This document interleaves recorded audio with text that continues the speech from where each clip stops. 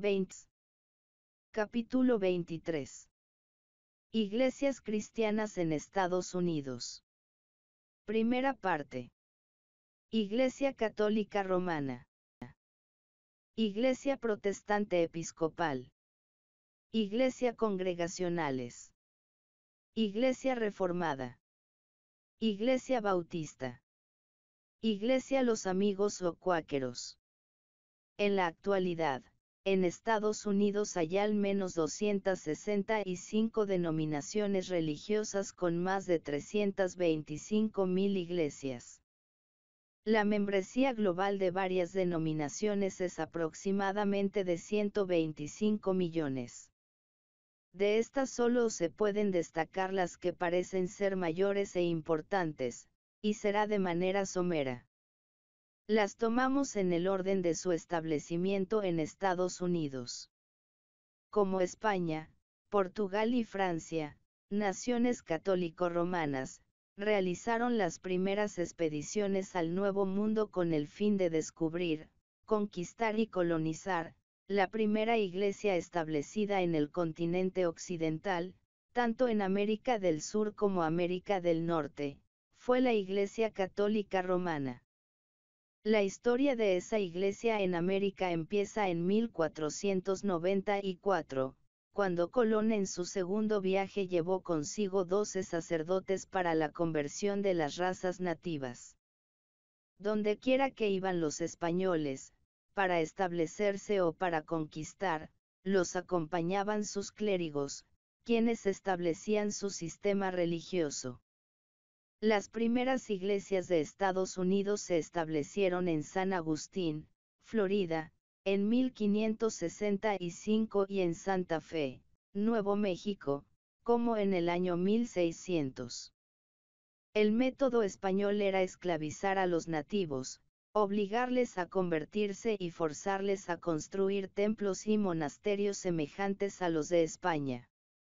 Algunos de sus antiguos edificios de misiones, estructuras sólidas, ahora desmanteladas y desiertas, aún pueden verse en Texas y California. En el siglo XVIII y como resultado de la ocupación de los españoles, la Iglesia Católica Romana dominaba por completo el territorio de Florida a California. Sin embargo, esta vasta extensión estaba escasamente poblada, pues los españoles, aunque muy buenos en la conquista, eran lentos para colonizar. Poco después del dominio español del sur, vino la ocupación francesa del norte, en el río San Lorenzo, en la Nueva Francia o Canadá. Quebec se estableció en 1608, Montreal en 1644, y por un tiempo los inmigrantes franceses fueron pocos. En 1663, la población francesa del Canadá solo contaba con 2.500 personas. Pero poco después los colonizadores empezaron a venir con rapidez y el registro de nacimientos en América del Norte fue mucho más elevado que el de Francia, de manera que toda la región del río San Lorenzo, desde los Grandes Lagos hasta el Océano Atlántico, pronto la poseyeron franceses católicos, en su mayoría analfabetos, y mucho más sumisos a sus sacerdotes que sus compañeros católicos de Francia. En Canadá se hizo un gran esfuerzo por convertir a los indios a la fe católica, y el mundo no tiene anales más heroicos y abnegados que los de los jesuitas en las colonias francesas. Sus métodos estaban en marcado contraste con los de Hispanoamérica. Ganaban la amistad de los indios por su amabilidad y su obra abnegada. A mediados del siglo XVIII, todo el territorio del Gran Noroeste más allá de los montes Alleghanies, estaba bajo la influencia francesa. España gobernaba el sudoeste, y sobre ambas posesiones la Iglesia Católica Romana era suprema, mientras que solo una estrecha franja de la costa del Atlántico era protestante bajo las colonias inglesas. Todo pronóstico para el futuro señalaría a los católicos como destinados a gobernar todo el continente. Sin embargo, la conquista británica del Canadá en 1759, y más tarde la adquisición de Luisiana y Texas a Estados Unidos, alteró el equilibrio de poder en Norteamérica, del catolicismo al protestantismo. Las colonias inglesas en la costa del Atlántico eran protestantes, excepto los colonizadores en Maryland, en 1634, que eran católicos ingleses, cuyo culto estaba prohibido en su propio país. Aún en el Nuevo Mundo podían obtener permiso constitucional solo concediendo libertad a toda religión, y pronto, debido a que la mayoría de los colonos eran protestantes, el culto romano se prohibió, aunque después se volvió a permitir. No fue sino en 1790 que un obispo católico romano se consagró para Maryland, el primero en Estados Unidos. Para ese tiempo la población católica en este país se calculaba en 50.000 personas. Alrededor de 1845, Estados Unidos comenzó a recibir una gran corriente de inmigrantes de Europa. Al principio era en su mayoría católica procedente sobre todo de condados muy católicos en Irlanda.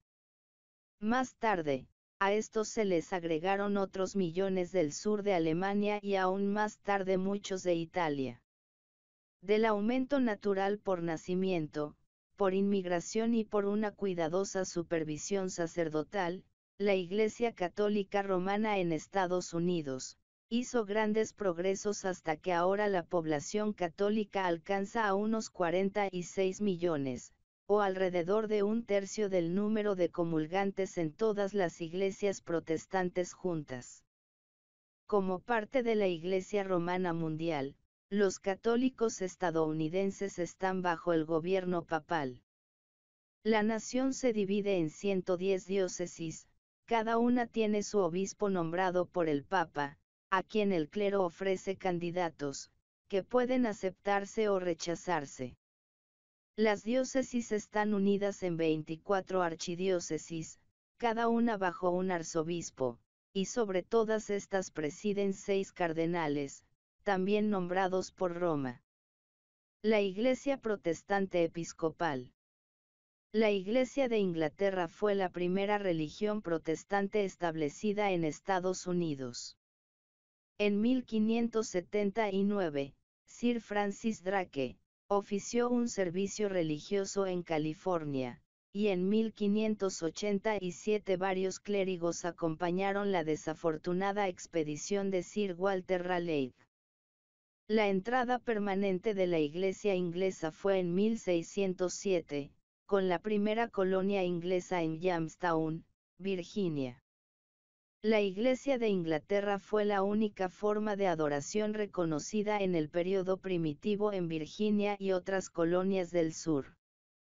Cuando en 1664 Nueva York, colonizada por los holandeses, pasó a ser territorio inglés, se estableció la Iglesia de Inglaterra y pronto llegó a ser iglesia oficial de la colonia, aunque no se prohibían otras formas protestantes. En 1697 se constituyó la Parroquia de la Trinidad en Nueva York y en 1695 la Iglesia de Cristo en Filadelfia. En su ordenación, a cada clérigo de esta iglesia se le exigía un juramento de lealtad a la corona británica y como resultado natural casi todos eran leales, llamados Tories, en la Guerra de Independencia. Muchos de los clérigos episcopales evacuaron el país y al final de la guerra era difícil suplir las parroquias vacantes, porque el requisito de lealtad a Gran Bretaña ya no podía efectuarse, y por la misma razón no podían consagrarse obispos. En 1784, el reverendo Samuel Siberry, de Connecticut, recibió consagración de obispos escoceses, que no requerían el juramento de lealtad, y en 1787 el arzobispo de Canterbury, consagró a los doctores Guillermo White y Samuel Provost, dando de esta manera a la Iglesia norteamericana la sucesión inglesa. La Iglesia en Estados Unidos adoptó el nombre oficial de Iglesia Protestante Episcopal. Desde entonces el crecimiento de la Iglesia Episcopal ha sido rápido y constante. Cuenta ahora con una membresía de casi 3,5 millones. Reconoce 3 órdenes en el ministerio, obispos, sacerdotes y diáconos, y acepta la mayoría de los 39 artículos de la Iglesia de Inglaterra, modificados para adaptarlos a la forma de gobierno americano. Su autoridad legislativa se confiere a una convención general que se reúne cada 3 años. Se trata de 2 cuerpos, una Cámara de Obispos y una Cámara de Delegados clérigos y laicos electos por convenciones en varias diócesis. Iglesias congregacionales. Después de Virginia con la Iglesia de Inglaterra, la siguiente región colonizada fue Nueva Inglaterra, empezando con los peregrinos que en diciembre de 1620 desembarcaron del buque Mayflower, en Plymouth, en la bahía de Massachusetts. Estos eran independientes o congregacionalistas, el elemento más radical en el movimiento puritano inglés, exiliados de Inglaterra a Holanda por razón de sus ideas, y ahora buscaban un hogar en las tierras despobladas del Nuevo Mundo. Antes de desembarcar en Plymouth se organizaron como una verdadera democracia, con un gobernador y consejo electo por voto popular, aunque bajo bandera inglesa. Al principio no se separaron de la Iglesia de Inglaterra, sino que se consideraron como reformadores dentro del seno de la misma. De acuerdo con sus convicciones, cada iglesia local era absolutamente independiente de la autoridad exterior, formando su propia plataforma, llamando y ordenando a sus ministros y dirigiendo sus propios asuntos. Cualquier concilio o asociación de iglesias solo tenía una influencia moral sobre sus diversas sociedades, no una autoridad eclesiástica. Eran en efecto una teocracia y como tal todas las familias en la colonia pagaban contribuciones para el sostén de la iglesia, pero solo los miembros de la iglesia podían votar en las elecciones del municipio y la colonia. Poco a poco se abolieron las restricciones, pero no fue hasta 1818 en Connecticut, y en 1833 en Massachusetts, que la Iglesia y el Estado se separaron absolutamente, y el sostenimiento de la Iglesia fue del todo voluntario. Las persecuciones de los puritanos por los gobernantes de la Iglesia de Inglaterra condujeron a multitudes a buscar refugio y libertad en Nueva Inglaterra, y las colonias en esa región se desarrollaron con más rapidez que en ninguna otra parte en el siglo XVII. Se establecieron 2 universidades, la de Harvard en Cambridge y la de Yale en New Haven, ambas destinadas a ser más tarde grandes universidades. La educación general en Nueva Inglaterra estaba más avanzada que en las otras colonias.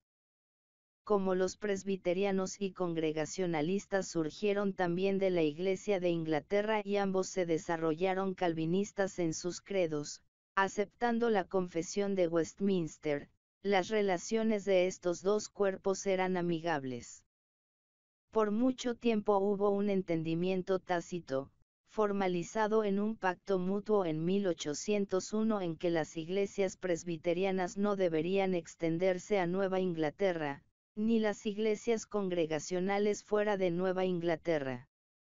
Este pacto, sin embargo, lo abrogó una convención congregacionalista en 1852, y desde entonces el sistema congregacionalista ha hecho un rápido progreso por todo Estados Unidos, aunque menos en el sur que en ninguna otra parte. En 1931 la Iglesia Congregacional y la Iglesia Cristiana, Convención General, se fundieron para formar las iglesias cristianas congregacionales con alrededor de 2 millones de miembros. Iglesias reformadas. Nueva York fue el primer lugar que ocuparon los holandeses como un centro comercial en 1614. Al principio la colonia se llamó los Nuevos Países Bajos y la ciudad nueva Ámsterdam. En 1628 se organizó la primera iglesia bajo el nombre de Iglesia Protestante Reformada Holandesa, y durante la supremacía holandesa fue la iglesia oficial de la colonia. Las iglesias de este orden se establecieron en el norte de Nueva Jersey y en ambos lados del río Hudson hasta Albany. Por más de 100 años los cultos se realizaron en el idioma holandés. En 1664, Gran Bretaña ocupó la colonia, le puso por nombre Nueva York y la Iglesia de Inglaterra se convirtió en la religión del Estado. Sin embargo, los ciudadanos de descendencia holandesa siguieron firmes en su propia iglesia, y sus grandes propiedades aumentaron en valor con el desarrollo de la ciudad. En 1867 se omitió la palabra holandesa de su título oficial, la cual llegó a ser la Iglesia Reformada de América. Cuenta con muchas iglesias fuertes en la región central y el extremo oeste. La membresía es de alrededor de 233.000. A principios del siglo XVIII se trajo al país otra iglesia reformada de origen alemán que lleva el nombre de Iglesia Reformada en Estados Unidos. Popularmente a la primera iglesia se le conoce como Iglesia Reformada Holandesa, a la otra como Iglesia Reformada Alemana. Una tercera iglesia del mismo orden es la Iglesia Cristiana Reformada que surgió de la Iglesia del Estado en Holanda en 1835, y una cuarta es la verdadera Iglesia Reformada. Se han hecho esfuerzos para unir estas 4 iglesias reformadas en un cuerpo organizado, pero hasta ahora no se han tenido resultados. Todas estas iglesias reformadas se adhieren al sistema de doctrina calvinista, enseñan el catecismo Heidelberg y se organizan bajo el mismo plan, parecido al presbiteriano, pero con diferentes nombres de sus cuerpos eclesiásticos. La junta gobernante en la iglesia local es el consistorio. Los consistorios vecinos forman un consejo. Los consejos de un distrito están unidos en un sínodo particular, y estos en un sínodo general. Iglesias bautistas. Una de las mayores y más ampliamente esparcidas de las iglesias cristianas en Norteamérica es el Grupo Bautista, que asciende en sus 10 mayores denominaciones a mucho más de 20 millones de miembros. Sus principios distintivos son 2. 1. El bautismo debe impartirse solo a quienes profesan su fe en Cristo, y por consiguiente, no deben bautizarse niños. 2. La única forma bíblica de bautismo es por inmersión del cuerpo en agua, no por aspersión ni rociamiento. Son congregacionales en su sistema, cada iglesia local es absolutamente independiente de toda jurisdicción externa, fija sus propias normas para los miembros y establece sus propias reglas. No tienen una confesión de fe general ni ningún catecismo para instruir a los jóvenes en sus principios. Y sin embargo, no hay otra iglesia en el país más unida en espíritu, más activa y emprendedora en sus labores y más leal en sus principios que las iglesias bautistas. Los bautistas surgieron poco después del comienzo de la Reforma en Suiza en 1623 y se esparcieron rápidamente en el norte de Alemania y Holanda. Al principio se les llamó anabaptistas porque volvían a bautizar a los que ya se habían bautizado en la infancia. En sus inicios en Inglaterra estaban unidos con los independientes o congregacionales, y poco a poco llegaron a ser cuerpos separados. Es más, la iglesia en Bedford, de la cual Juan Bunyan fue pastor alrededor de 1660 y que aún existe, se sigue considerando bautista y congregacional. En Norteamérica, comenzaron con Roger Williams, un clérigo de la Iglesia de Inglaterra, quien fue a Nueva Inglaterra y lo expulsaron de Massachusetts porque se negó a aceptar reglas y opiniones congregacionales. En 1644, obtuvo la jurisdicción de la colonia de Rhode Island. Allí se permitían todas las formas de adoración religiosa y se acogían a los partidarios de muchos credos, que perseguían en otras partes. De Rhode Island los bautistas se esparcieron extensa y rápidamente por todas partes en el continente. Sus iglesias locales están organizadas en asociaciones y estas en convenciones de Estado y nacionales, pero son solo consejeras y no mandatarias. De las 28 denominaciones bautistas en Estados Unidos, las 3 mayores son las bautistas regulares, norte y sur, y las de bautistas negros. La división entre bautistas del norte y del sur se debió a revolución por el problema de la esclavitud, reconocida en el sur, pero opuestos en el norte. Aunque aún separados, ambas asociaciones mantienen relaciones fraternales. Como recordará, en 1792 los bautistas en Inglaterra formaron la primera sociedad misionera moderna, y enviaron a Guillermo Carey a la India.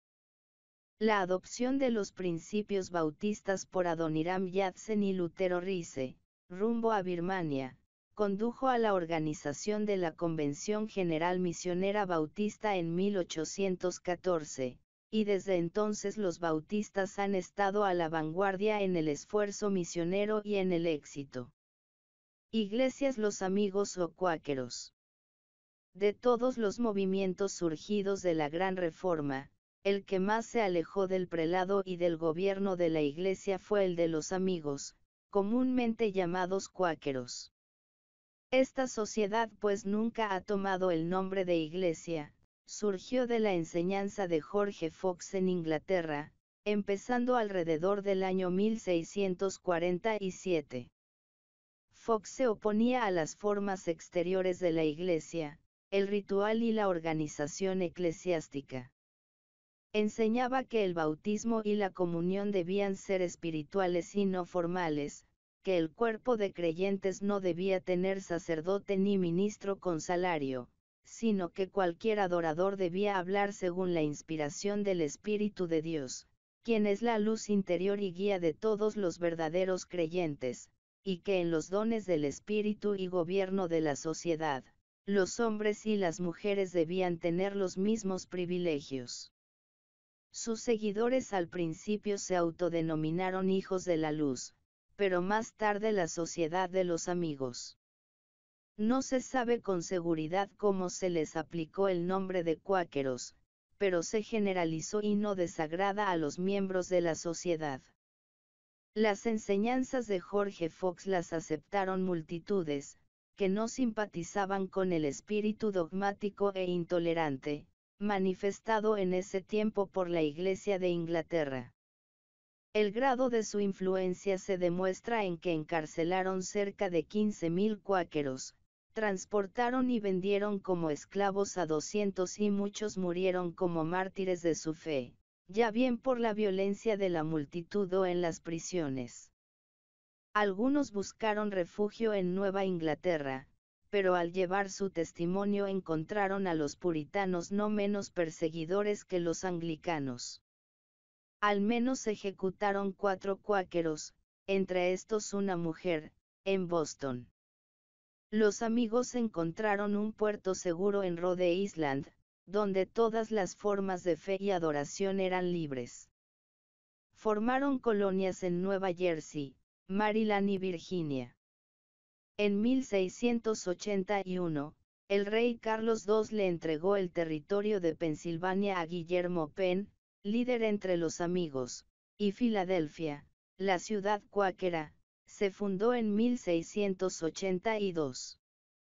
Durante 70 años los gobernantes de esa colonia fueron descendientes de Guillermo Penn. A mediados del siglo XVIII, Benjamin Franklin dijo que la colonia era una tercera parte cuáquera, una tercera parte alemana y una tercera parte mezcla. La persecución activa cesó en Inglaterra y en Estados Unidos después de la Revolución en 1688, y los cuáqueros dieron su testimonio y formaron sociedades en muchas de las colonias. Aunque su organización era sencilla, su disciplina era estricta. En todas las colonias existía la esclavitud, pero entre los amigos estaba prohibida, y estos testificaban con rudeza en contra de la misma. Incluso, también lo hacían en las plantaciones del sur. Estaban muy interesados en el trabajo por la cristianización y civilización de los indios americanos, en visitar y ayudar a los presos en las miserables cárceles de aquellos tiempos, y en otras actividades filantrópicas. Diversas formas de servicio social que ahora son prominentes, las iniciaron y sostuvieron los cuáqueros mucho antes que otros las consideraran como obra legítima de la Iglesia. La estricta disciplina, sobre todo la excomunión de miembros que se casaban fuera de la sociedad, el firme testimonio en contra de la esclavitud y otros males, y la negación a tomar las armas en la guerra, que siempre ha sido uno de sus principios, causó un descenso en el número de cuáqueros durante el siglo XVIII. Sin embargo, un golpe mayor fue una disensión sobre las doctrinas predicadas por Elias Hicks, que reclamaba ser unitario, no reconociendo a Cristo como Dios, y en 1827 hubo una separación entre los ortodoxos y los amigos hicksitas, aunque el nombre hicksita nunca lo sancionó esa rama. De estos cuerpos los amigos ortodoxos, como se llaman, tienen la mayoría de los miembros. Sus doctrinas están de acuerdo con las iglesias conocidas como evangélicas, con especial énfasis en la enseñanza personal e inmediata del Espíritu Santo al individuo, a menudo conocido como la luz interior. Su organización actual es completamente democrática. Cada persona de padres cuáqueros es un miembro, junto con los que se admiten por su petición. A todos se les concede el derecho de tomar parte en los negocios de la asamblea en cualquier reunión de la que son miembros. La sociedad está organizada en una serie de juntas mensuales, para los negocios ejecutivos sujetos a revisión por las juntas trimestrales y anuales, las últimas corresponden a las conferencias o sínodos en las iglesias. En Estados Unidos y Canadá hay 14 juntas anuales que abarcan casi todas las partes del país, pero las más pujantes están en la región central del oeste. Los hicksitas tienen 7 reuniones anuales, abarcando los estados del norte y extendiéndose hacia el oeste hasta Illinois. Otras sociedades menores se conocen como glburitas y la rama primitiva. Prácticamente todas las congregaciones ortodoxas en América, aparte de las que pertenecen a la Junta Anual de Filadelfia, tienen un ministro con salario y una orden de servicio regular parecido a la de los metodistas, bautistas o presbiterianos, aunque menos formalistas. Termina el capítulo 23. No olvides suscribirte y dejarnos un me gusta o comentario.